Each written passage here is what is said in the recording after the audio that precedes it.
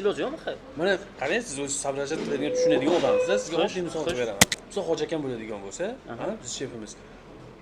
Qanaqa go'sht papal bo'lib qolsa olmaydi-da. Bilaman ana shuni. Qayergadir Shu uchun borib reklama kelyapti, qilaman. o'zi so'ydirib kelyapti go'shtni. 1 kilo go'sht 850 so'mdan suveli go'sht olib kelib beryapti bizga. 1 kilo go'shtdan 3 pors qozon kabob chiqadi. Men 600 so'm sotmasam shuni Hoji aka u bizga kirib ketmaydimi? 6 mana 3 pors chiqsa 600 so'mdan 1800 so'm pul bo'lyapti, to'g'rimi?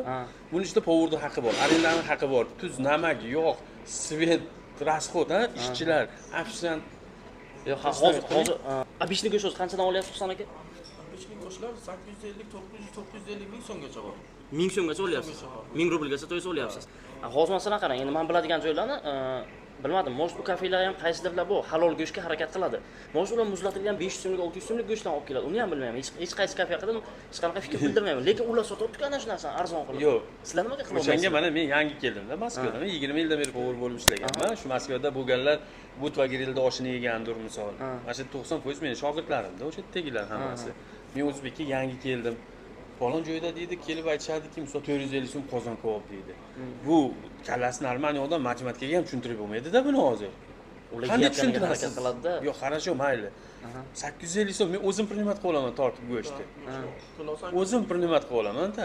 850 so'm, 900 so'm go'sht olsak-da, biz 400 so'mdan qozon kabob tutsak, bizni porslarimizni bitta oshda даже shunday deganlar bo'ldi, aka oshingiz ko'plik qilyapti bizga degan.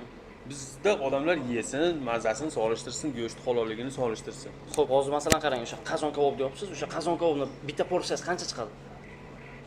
Любой odam kelib tortib ko'rsin, yarim kilodan kam bo'lsa pul bermasin. Kartoshkasi, ovushchisi, go'shtini o'zi 330-350 grammgacha chiqadi. Общий yarim kilo chiqadi. Общий yarim kilo chiqmasa pul bermay ketsin. Yo'q, hozir masalan qarang, arzon qilishni anonsi, masalan, ana shu video tagiga подписчикlarni to'yib yozinglar.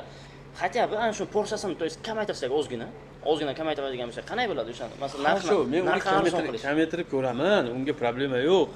Xo'p, mayli, uni kamaytirib ko'rdik deylik. 100 rubl raznica qiladi, unga to'ymay chiqib ketadi-ku odam. Naborot, men klientlar tomon bu shu odamga hisob-kitob qilib beraman-ku, hali shu odam qo'ydan o'ylagan ham yo'q. Abdullajon, qo'ying, mayli, klientlar yesin, halol yesin, halol bo'lsin. Qarang, Husan aka